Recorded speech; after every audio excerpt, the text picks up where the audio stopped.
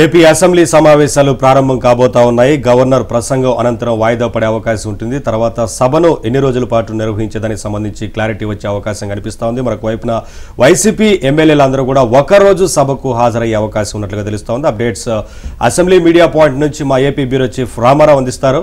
Ramarao. Naveen, Andhra Pradesh assembly budget సమావేశాలు మరికొద్దిసేపట్లో ప్రారంభమవుతున్నాయి. ఈ రోజు ఉదయం 10 గంటలకు రాష్ట్ర గవర్నర్ ఉభయ సభలను ఉద్దేశించి ప్రసంగించబోతున్నారు. ఇందులో ప్రధానంగా గత 9 నెలల కాలంలో ఈ కూటమి ప్రభుత్వం చేపట్టిన కార్యక్రమాలను వివరించడంతో పాటు భవిష్యత్తు కార్యాచరణ కూడా బడ్జెట్ సమావేశాల సందర్భంగా గవర్నర్ ఉభయ సభలను ఉద్దేశించి ప్రసంగించబోతున్నారు. నిన్న మొన్నటి వరకు కూడా అసలు మేము అసెంబ్లీ సమావేశాలకే రాబోము అని చెప్పిన ప్రధాన ప్రతిపక్ష హోదా ఇస్తేనే తాను అసెంబ్లీ సమావేశాలకు వస్తానని చెప్పిన వైసీపీ అధినేత పులివెందుల ఎమ్మెల్యే జగన్ ఈ రోజు నుంచి అసెంబ్లీ సమావేశాలకు రావాలి అని చెప్పి నిర్ణయించుకున్నారు. అయితే ఆయన ఈ ఒక్కరోజే వస్తారా లేక కంటిన్యూ అవుతారా అనేది కూడా తేలాల్సి ఉంది. ప్రధానంగా దాదాపుగా గత నెల కాలంగా కూడా విస్తృతమైన ప్రచారం జరుగుతుంది. డిప్యూటీ స్పీకర్తో పాటు ఆంధ్రప్రదేశ్ శాసనసభ స్పీకర్ అయ్యన్న పాత్రుడు, అదేవిధంగా డిప్యూటీ స్పీకర్ రఘురామకృష్ణరాజు కూడా పదే పదే చెప్తూ ఉన్నారు. అయితే వరుసగా 60 రోజుల పాటు అసెంబ్లీ సమావేశాలకు రాకపోతే రాజ్యాంగంలోనే ఆర్టికల్ 101 క్లాజ్ 4 కింద అతన్ని ఆ సీటు వేకెంట్ అని చెప్పి డిక్లేర్ చేయొచ్చు అని చెప్పి కూడా కాన్స్టిట్యూషన్ లో ఉంది. అందువలన ఈ నిబంధన ప్రకారం ఈ ఆర్టికల్ 101 క్లాజ్ 4 లో ఉండే నిబంధన ప్రకారం ఎవరినైనా సరే ఆ సీటు వేకెంట్ అని డిక్లేర్ చేస్తే ఆటోమేటిక్ గా ఆ మెంబర్ ఎవరైతే ఉన్నారో సీటు వేకెంట్ అని డిక్లేర్ చేసిన వాళ్ళు డిస్క్వాలిఫై అవుతారు అని పదే పదే చెప్తున్నారు. దానికి భయపడి ఒక్కరోజు వచ్చి అటెండెన్స్ రిజిస్టర్ లో సంతకం చేసి వెళ్తారా లేక రేపు కూడా వస్తారా రా అనేది కూడా తేలాల్సి ఉంది. బట్ అన్అఫీషియల్ గా మనకు అందుతున్న సమాచారం అయితే ఏంటంటే రేపు ఎల్లుండి జగన్కి కడప జిల్లా పర్యటన ఉంది. ఇదే సమయంలో ఈరోజు అసెంబ్లీని వర్కింగ్ డేగా తీసుకుంటారా లేదా అనేది చూడాల్సి ఉంది. ఎందుకంటే పని చేస్తే పని దినాలను అనేది తర్వాత గవర్నర్ స్పీచ్ అనేది కూడా there is lot of difference.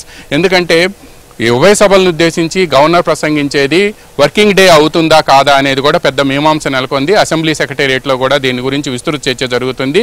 ఈరోజు మామూలుగా సభ్యులు అటెండ్ అవుతారు కానీ పని మాత్రం జరగదు. ఓన్లీ గవర్నర్ స్పీచ్, గవర్నర్ అడ్రస్ని విని ఆ తర్వాత వెళ్ళిపోతారు. సభ వాయిదా పడుతుంది. ఆ తర్వాత బీఏసీ సమావేశం జరుగుతుంది.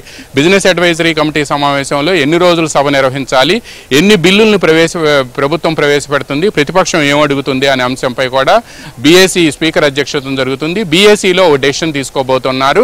బీఏసీ 11:15కి అలా గవర్నర్ స్పీచ్ అయిపోతుంది. 10 గంటల నుంచి 11:15 వరకు కూడా గవర్నర్ మాట్లాడతారు. ఆ తర్వాత 11:30కి సీఎం షెడ్యూల్ అయితే బిజినెస్ అడ్వైజరీ కమిటీ సమావేశం జరగబోతుంది అని కూడా పేర్కొన్నారు. ఈ నేపథ్యంలోనే కాన్స్టిట్యూషన్లో రాజ్యాంగంలోని ఆర్టికల్ 101 క్లాజ్ 4 ప్రకారం 60 రోజులు వరుసగా ఎవరైనా ఒక సభ్యుడు హాజరు కాకపోతే ఆ సీటు వేకెంట్ అని చెప్పి డిక్లేర్ చేసే అధికారం స్పీకర్కు ఉంటుంది పార్లమెంటరీ సంప్రదాయాల ప్రకారం అనేది కూడా కాన్స్టిట్యూషన్లో ఉంది. అందువలన దాన్ని తప్పించుకునేందుకు ఒకవేళ జగన్ ఈ రోజు వచ్చినప్పటికీ ఈ రోజు అసెంబ్లీ వర్కింగ్ డే కాకపోతే మాత్రం దాన్ని వర్కింగ్ డేగా అసెంబ్లీ సెక్రటేరియట్ కానీ స్పీకర్ కానీ డిక్లేర్ చేయకపోతే మాత్రం ఈరోజు జగన్ సభకు వచ్చి కూడా ఉపయోగం ఉండదు. కేవలం గవర్నర్ కనిపించడానికి సభకు రావటమే మినహా అదర్వైజ్ ఆయన 60 రోజుల అనర్హత వేటి నుంచి తప్పించుకునే అవకాశం ఉండదు అని చెప్పి కూడా రాజ్యాంగ నిపుణులు చెప్తున్నారు. ఏదైతే 60 రోజులు ఉండాలి అని అంటే సభ పనిచేసిన రోజు అంటే వర్కింగ్ డే రోజు మాత్రమే ఆయన అటెండ్ కావాల్సి ఉంటుంది. అందువలన దీని ప్రకారం ఇప్పుడు అసెంబ్లీ వర్గాల నుంచి అందుతున్న సమాచారం ప్రకారం ఈ రోజు వస్తే ఆయనకి అటెండెన్స్ అనేది కూడా కన్సిడరేషన్లోకి రాదు. రేపు కూడా వస్తేనే అసెంబ్లీకి కన్సిడరేషన్లోకి వస్తుంది. ఈరోజు సభ కేవలం గవర్నర్ అడ్రస్కు మాత్రమే పరిమితం అవుతుంది కాబట్టి వర్కింగ్ డే కిందకు రాదు. అటెండెన్స్ రిజిస్టర్లో సంతకాలు కూడా తీసుకోరు అనేది అసెంబ్లీ సెక్రటేరియట్ నుంచి మనకు అందుతున్న సమాచారం. దీనికి సంబంధించి కూడా వైసీపీ నేతలు మొన్న ఎప్పుడైతే కాన్స్టిట్యూషన్లో ఆర్టికల్ 101 క్లాజ్ 4 ప్రకారం సీటు వేకెంట్ అని డిక్లేర్ చేస్తామని చెప్పి రఘురామకృష్ణరాజు అనౌన్స్ చేశాడు. ఆ అనౌన్స్ చేసిన వెంటనే కూడా ఈ ఒక్కరోజు సభకు వచ్చి రిజిస్టర్లో సంతకం పెడితే సరిపోతుంది, ఆ తర్వాత 60 రోజులు రాకపోయినా సరిపోదు అనే వ్యూహం జగన్ వద్ద ఉంది అనేది ప్రధానంగా బయటకు వస్తున్న ప్రచారం. బట్ ఈ రోజైతే మాత్రం వాళ్ళు సభకు వచ్చి కూడా వాళ్ళు ఎటువంటి ఒకవేళ గవర్నర్ ప్రసంగం బిగిన్ అయిన 10 నిమిషాల తర్వాత హడావుడి చేసి నినాదాలు చేసి రాష్ట్రంలో లా అండ్ ఆర్డర్ ఫెయిల్ అయింది, జగన్ గుంటూరు మిర్చియాడ్లో రైతులను పరామర్శించడానికి వెళ్తే అక్కడ ఆయనకి కనీసం రక్షణ కల్పించలేదు, ఆయన Z+ కేటగిరీలో ఉన్నాడు అని చెప్పి వీటన్నిటికి సంబంధించి గవర్నర్కి కూడా వెళ్ళి మన వినతిపత్రం ఇచ్చారు. అక్కడ ఎమ్మెల్సీకి సంబంధించిన మోడల్ కోడ్ ఆఫ్ కాండక్ట్ ఇంప్లిమెంటేషన్లో ఉంది కాబట్టి ఆయన పర్యటనకు అనుమతి కూడా నిరాకరించారు. కాబట్టి గుంటూరు పోలీసులు స్కెల్టన్గా బందోబస్తు ఏర్పాటు చేశారు కానీ ఈయనకు ఆల్రెడీ Z+ కేటగిరీలో 52 మంది పోలీస్ బందోబస్తు ఉంటుంది. అందువలన వీటన్నిటినీ కూడా ఈరోజు సభలో వాళ్ళు ప్లకార్డ్స్ రూపంలోనో లేకపోతే నినాదాల రూపంలోనో చేస్తారు అని కూడా ఒక ప్రచారం జరుగుతుంది. బట్ ఆయన ఈరోజు సభకు హాజరైనప్పటికీ కూడా ఈరోజు అసెంబ్లీ జరిగేదానికి సంబంధించి దాన్ని అసెంబ్లీని వర్కింగ్ డేగా డిక్లేర్ చేస్తేనే ఆయన సభకు హాజరైనప్పటికీ కూడా అనర్హత వేటు నుంచి తప్పించుకునే అవకాశం ఉండదు. బట్ రేపు కూడా వస్తే ఆయన అటెండెన్స్ రిజిస్టర్లో సంతకం పెడితేనే దాని నుంచి తప్పించుకునే అవకాశం ఉంటుంది. 60 రోజుల ప్రమాదం నుంచి తప్పించుకునే అవకాశం ఉంటుంది. లేని పక్షంలో మాత్రం ఆయన 60 రోజుల ప్రమాదంలో పడినట్టేనని మనం భావించవచ్చు. ఈరోజు వర్కింగ్ డేగా డిక్లేర్ చేసే అవకాశం లేదు అని చెప్తున్నారు. అసెంబ్లీ పని దినాలు వేరు, గవర్నర్ అడ్రస్ వేరు. గవర్నర్ అడ్రస్ అనేది ఉభయ సభల నుంచి ఉద్దేశించి చేసేది. అది అయిపోయిన వెంటనే అసెంబ్లీ మరుసటి రోజుకు వాయిదా పడింది. ఇది అసెంబ్లీ ప్రొసీజరు, కౌలన్ షక్దర్లో కూడా ఉండే అసెంబ్లీ నిబంధనలు.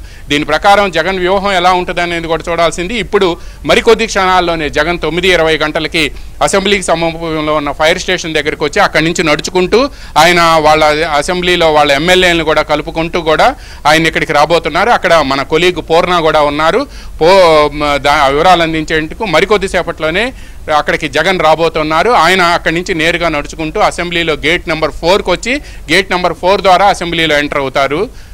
నవీన్, రామారావు, ఏ అంశాలకు సంబంధించి ప్రధానంగా ఈ సమావేశాల్లో చర్చకు వచ్చే అవకాశం ఉంటుంది?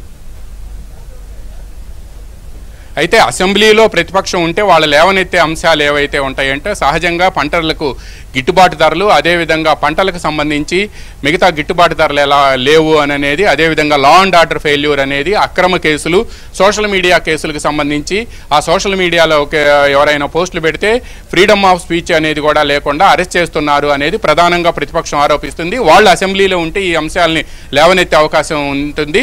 కానీ వాళ్ళు ఈరోజు ఒక్కరోజు వచ్చి రేపటి నుంచి రాకపోతే మాత్రం అవకాశం కూడా ఉండదు. కానీ ప్రభుత్వం మాత్రం వీటన్నిటి మీద డిస్కస్ చేయాలని చెప్పి భావిస్తుంది.